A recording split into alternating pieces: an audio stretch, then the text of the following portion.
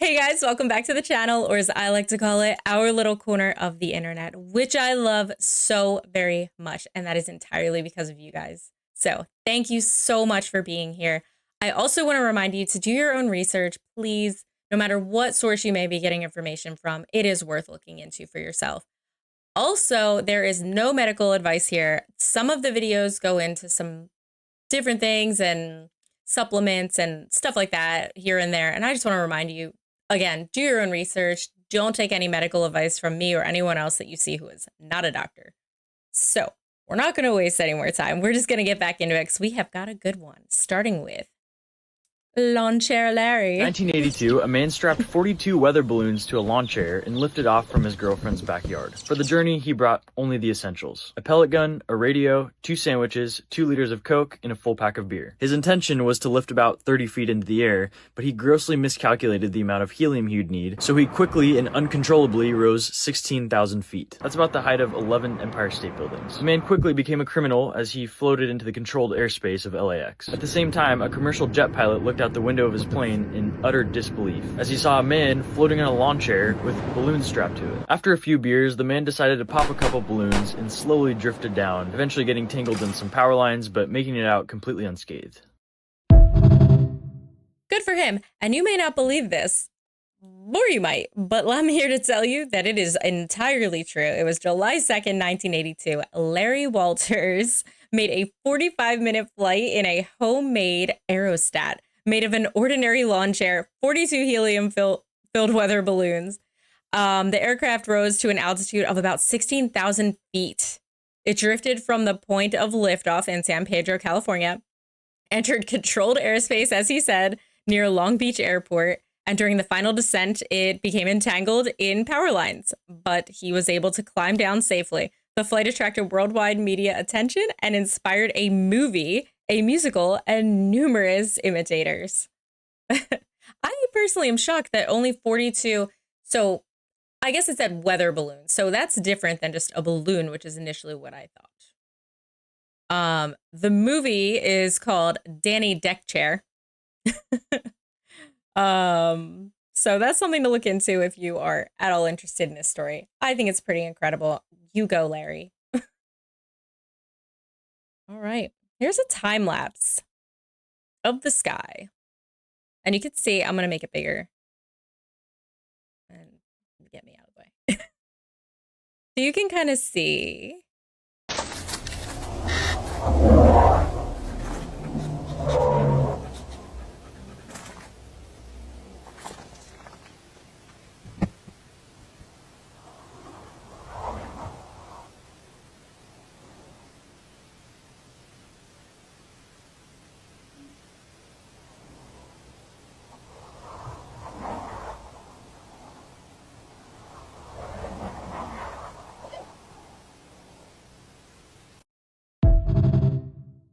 Okay. I think we can all assume what state we are being told we're looking at. I do want to say it could be certain airplanes. There's a lot of air traffic in general, hovering around some of those really major airports down there. But I just put this in here not to discuss the controversy going on about it, but more so just to show you how cool it looks in time lapse. Because let's assume it's nothing nefarious and let's all just bask in how cool time lapses are. That was cool. And we'll leave it right there.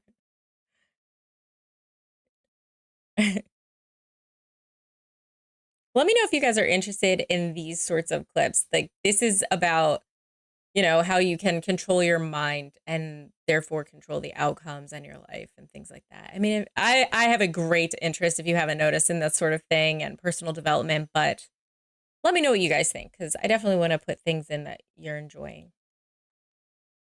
That's incredible, though. You just have to put positive thoughts out there. I try to explain this to everybody I talk to. They probably hate me. But like, for example, a friend with a sick pet, and they're getting up there in age and the vet kind of doesn't have the best of news, or they say one thing and it's just kind of like, their conversations are more like, oh yeah, he's old. Oh yeah, he's up there. He doesn't, we're just enjoying the time we have left. Things like that. And I'm constantly like, don't say that. Like appreciate the time, but don't keep putting out there that something is unwell about him. Stop doing that.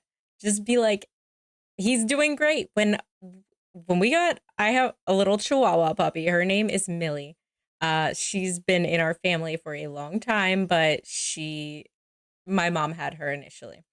Um, and I have her now.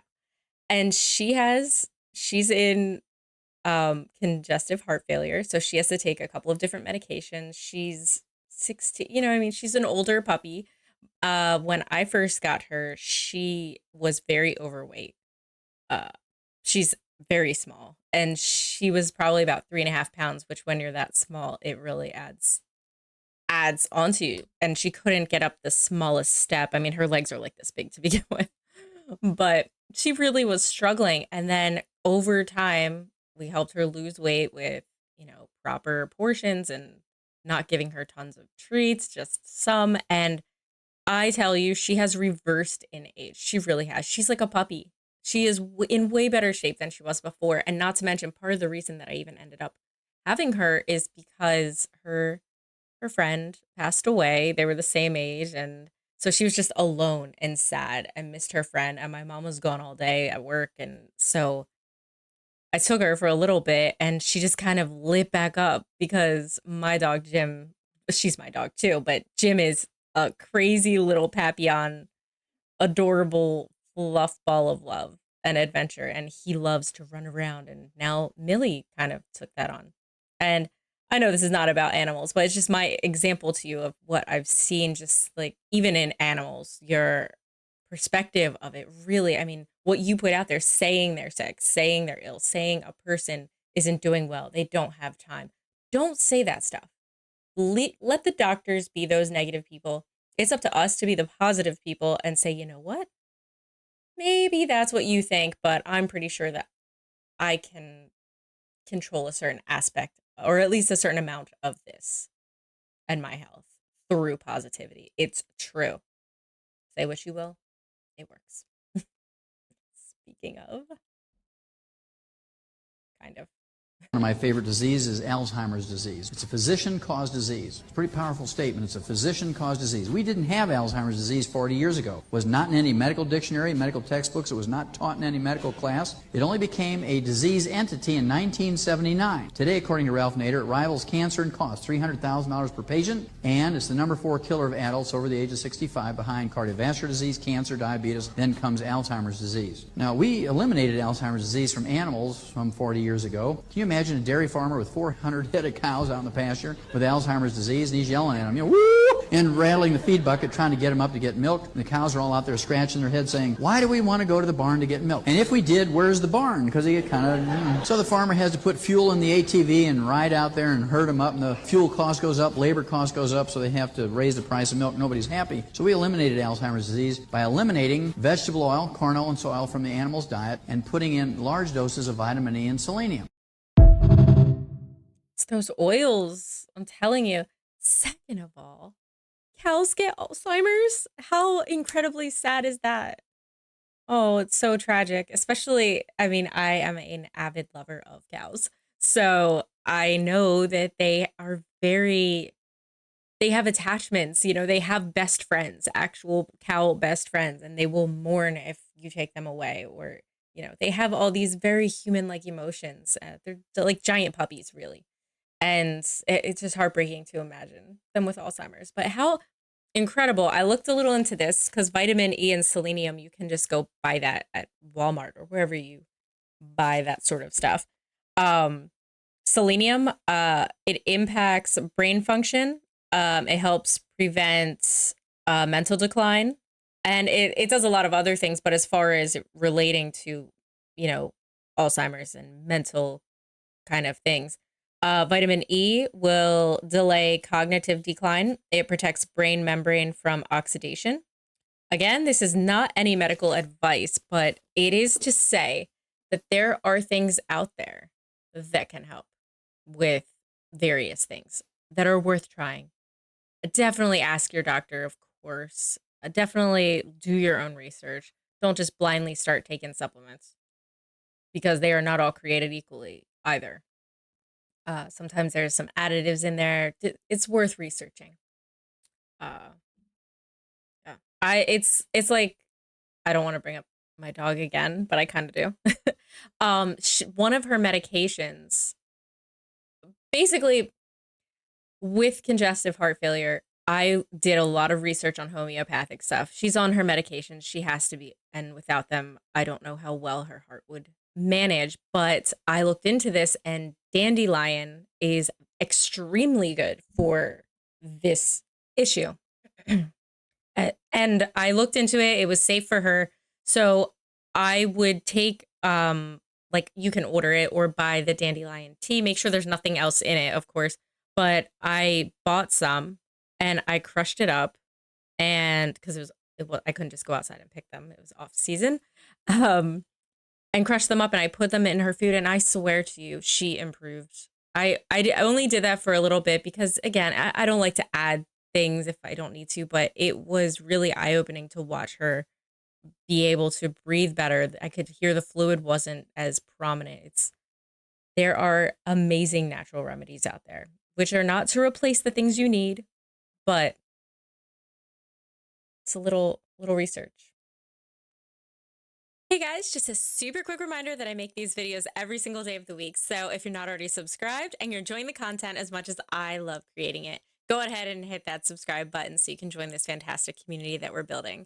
I am endlessly appreciative of every single soul here. You guys are incredible, and I just want to thank you. I also want to say I'm going to do the same thing that I did for Thanksgiving, and just kind of try to get together an additional episode so that, you know, for the holidays, if anybody doesn't have anything to do or you're bored, I certainly won't presume that you're going to sit around and wait for this. But if anybody's bored at the end of the day, and I just want you to know that I'll be there to hang out with. And then, of course, we'll be back to the regularly scheduled stuff the next day.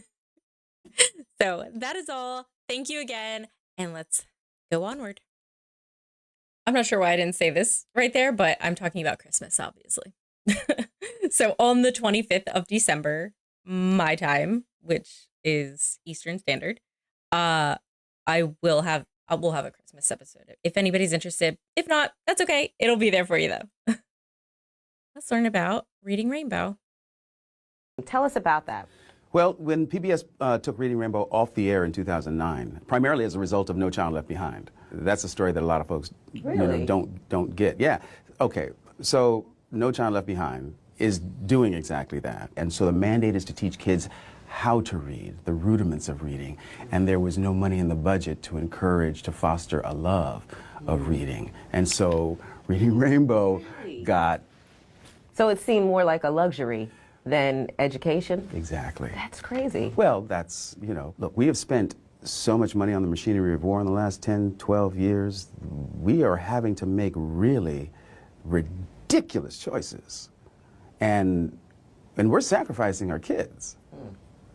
Literally sacrificing our kids. I mean, who remembers Reading Rainbow though? LeVar Burton, he really did make it fun. He really did. I can't really remember the show. I kind of remember the song. But I remember it being a nice, wholesome show, as far as I can recall. What a shame that that's why it was taken off air. It truly makes no sense whatsoever. A lot of things don't. Speaking of not looking out for children, check out what's going on in Virginia. Have you guys heard of this? Did y'all see that news story going on up in Virginia where hundreds of parents have been turning over their children to the state? Parents voluntarily giving up their kids as they get older, close to being teens or in their teen years. It is a huge problem in Virginia, specifically in our part of the Commonwealth. It's called relief of custody. Hundreds have been filed in just the past 5 years. 10 News investigates what's going on and the group working to find solutions. Basically giving up your kid is... Wow. I can't think about that. Right. I mean, to think of a parent being faced with a decision of how do I keep my younger kids safe? How do I keep myself safe? How do I keep the child, the teenager that I love safe, and feeling like they're failing? It's crazy how growing up in the 80s, our parents didn't have that option. Our parents didn't have that option, especially in the Black community. There was nowhere for us to take and say, hey, we just gonna turn our kids over to the states because we can't handle them and we fear for safety of the other children. Did we have disciplinary issues? Yes, we did. We were not perfect children. But to rise to the level where these parents are feeling like they gotta turn their kids over to the state?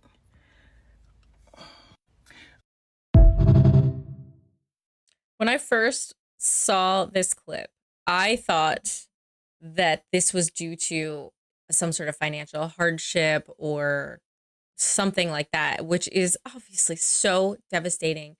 I just imagined someone taking their kid. I don't have children, but taking their child to this place and leaving them and then knowing that night that they're there and scared and missing you. And it's just like, it makes me want to cry right now to imagine that. And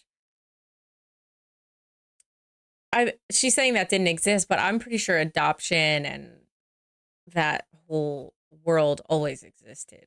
There was always child services and foster care. That's been around for a long time. So it was an option. It's just not something that was it wasn't as commonly done. But I believe what she's talking about is out of control children and just not being able to handle them.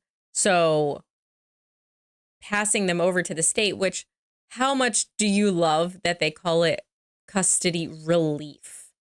Like adding that word relief makes it sound like this is what we should do. It's relief. It's like some relief fund. It's like the same. We just unload the kid that's trouble.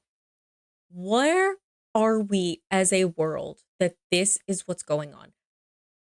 And I'm not judging the parent. I don't know anything about the situations or what's going on or whatever, but just that the kids are that out of control too, that this is thought of as the last resort option because you're trying to help your younger kids who most likely is going to end up in the same situation unless you change something. This is devastating on so many levels.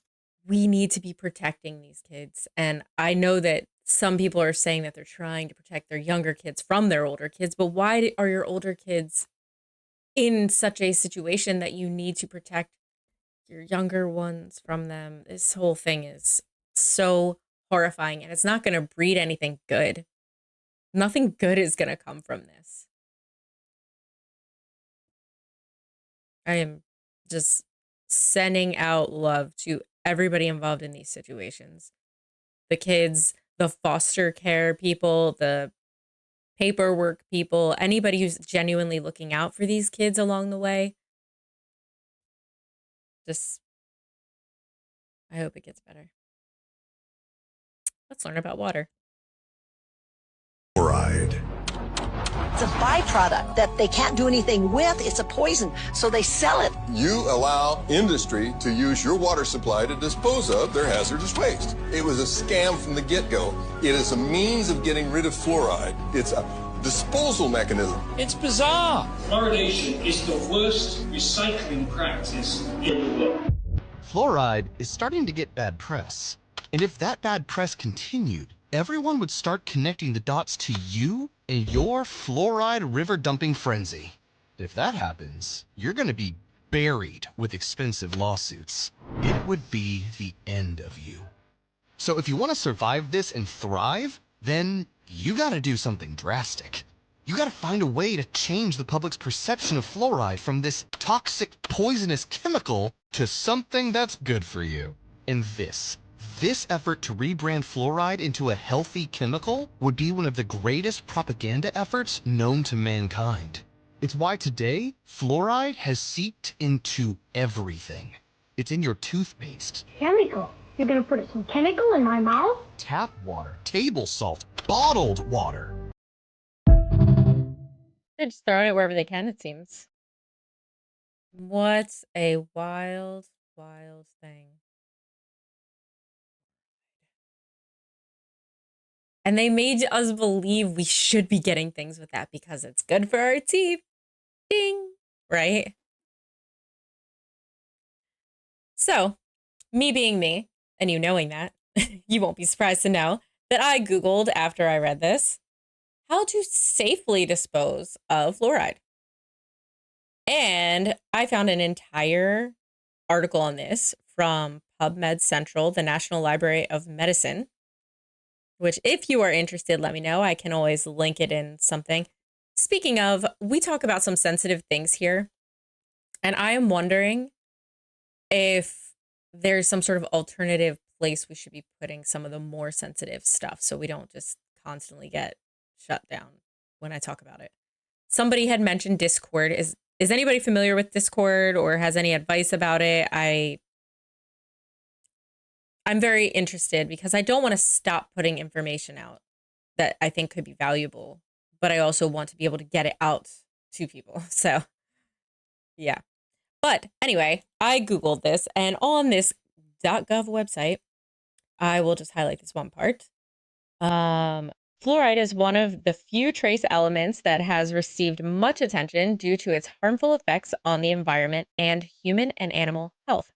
In addition to natural sources, industry, which discharges wastewater containing F ions into surface waters, also increases fluoride's concentration in waters and pollutes the environment.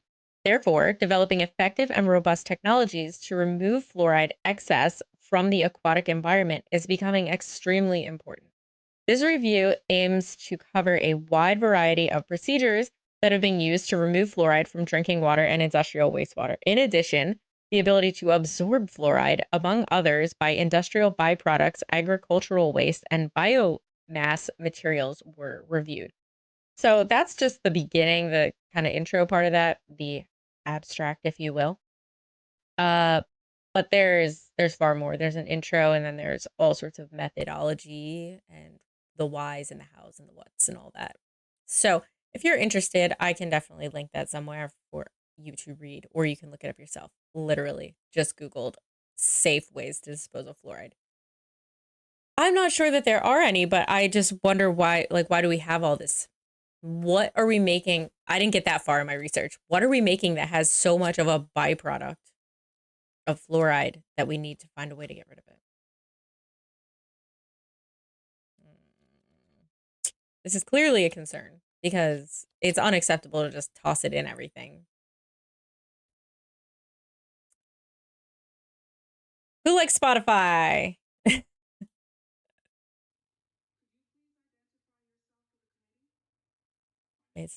All right, hold on one sec. I gotta...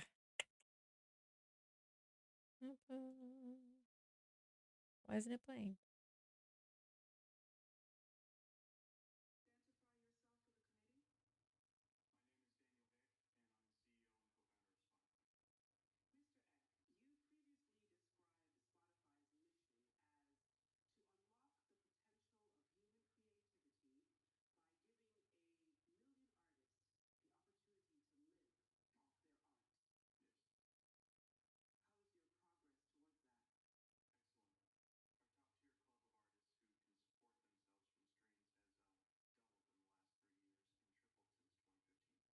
That's impressive. Oh, geez. Okay. All right, hold on.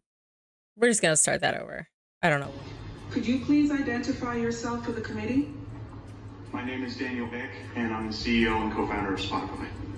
Mr. Eck, you previously described Spotify's mission as to unlock the potential of human creativity by giving 1 million artists the opportunity to live off their art.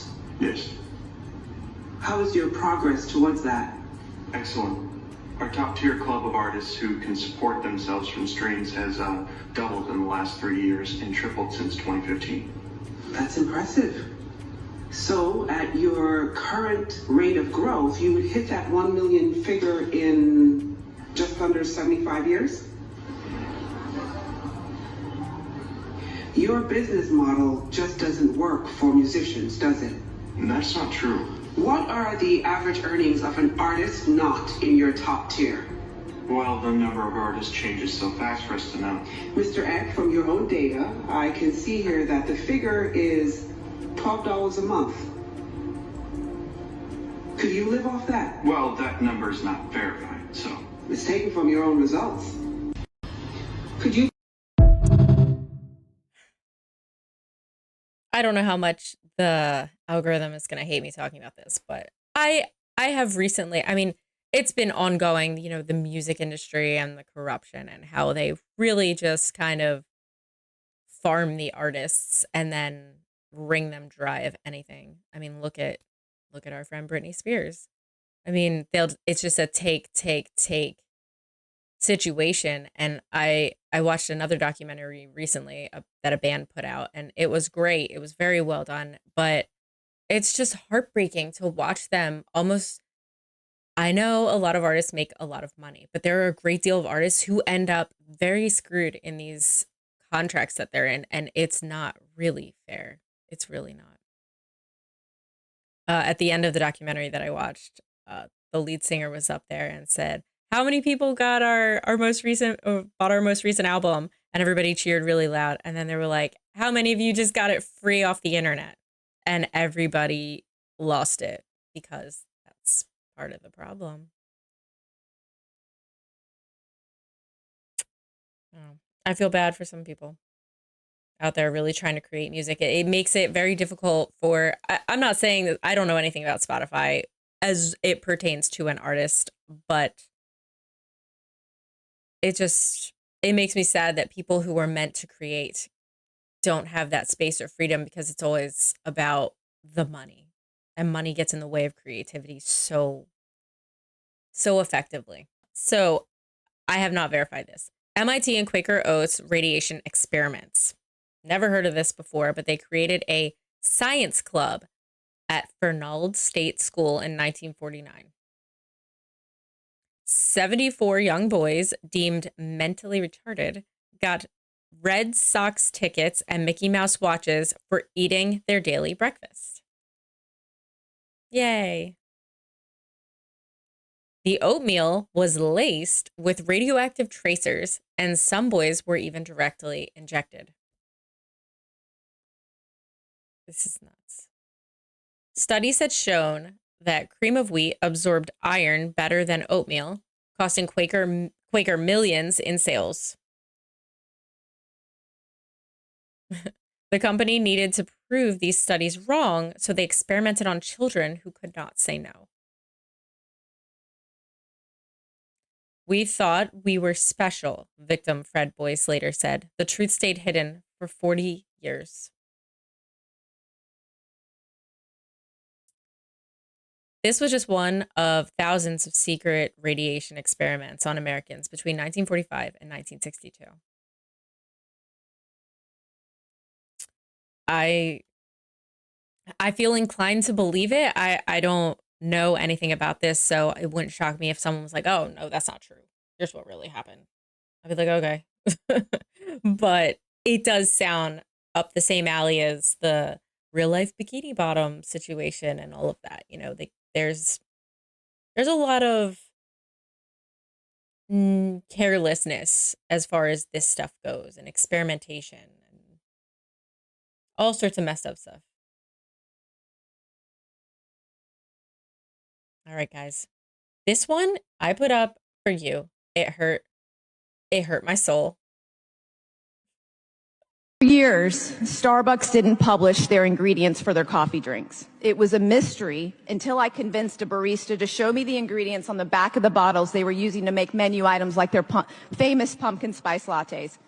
I found out here in the United States, Starbucks was coloring their PSLs with caramel coloring level 4, an ingredient made from ammonia and linked to cancer, but using beta-carotene from carrots to color their drinks in the UK.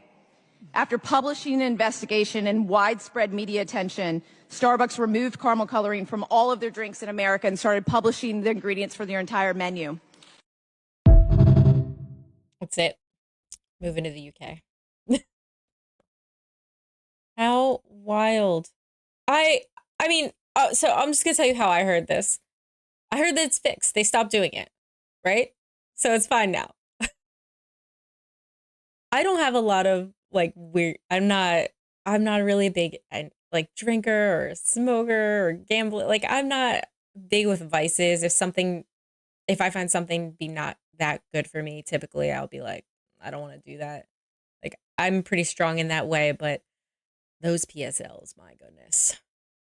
They may have taken out the caramel, but they certainly added something else for addiction. And it lasts so long. It's not just pumpkin season anymore. It's not just Halloween. They still have them. They'll just keep serving them till they run out. And I will be there. No, I will be there. I didn't want to put this up. All right. So we're going to our happy clip, which is ridiculously adorable, ridiculously happy, and true. Men took a trip down to Tennessee for Mitch Craddock's bachelor party. Suddenly, a stranger crashed their party. We're cooking bacon in the cabin that we're staying in with the front door wide open. And next thing you know, we look over and there's a dog sitting at our front door. Those eyes stealing their hearts. Annie needed their help. She just looked very skinny and you could see all her ribs and she was definitely sniffing the bacon pretty good. Men noticed she kept guarding this spot in the woods. We saw a hole, but there was just one puppy with its head out. So they started digging the puppy out, and one after another, they pulled out 7 little puppies, all covered in dirt and fleas. Their hearts melted. The men taking the little ones inside for baths and brotherly love. 8 dogs, 8 guys going back to Michigan. All 8 dogs now live just 5 miles from each other. The groom, the groomsmen, they all adopted them, and they all now are one big happy family. It's really remarkable. And I think they should put a calendar. I'm not even kidding. The proceeds could go help other dogs be rescued. I mean, does it get any more wholesome than that? How sweet that 7 puppies, 1 mama, and 8 guys. Like, it was meant to be that everyone got one of the puppies and they all kept them. Like, that's such a happy story. Such a happy story. That made me so happy. I hope you guys enjoy this. I hope we learned something, sparked some interest. Just got you thinking maybe in a different way or about different things. That's really always my goal. And mostly, I hope that it brought a smile to your face because that's my goal, my real goal. So I hope everyone has a beautiful day, a beautiful night. Everything's going fantastic. Everyone's looking forward to the holiday season, getting into the spirit of gratitude and joy. And I just want to say thank you because again, you're amazing. And if anybody hasn't told you how awesome you are today, now they have. You're awesome. So I will see you guys tomorrow. And I want to say goodnight to my amazing grandma and my beautiful family. I love you. So, see you tomorrow, guys.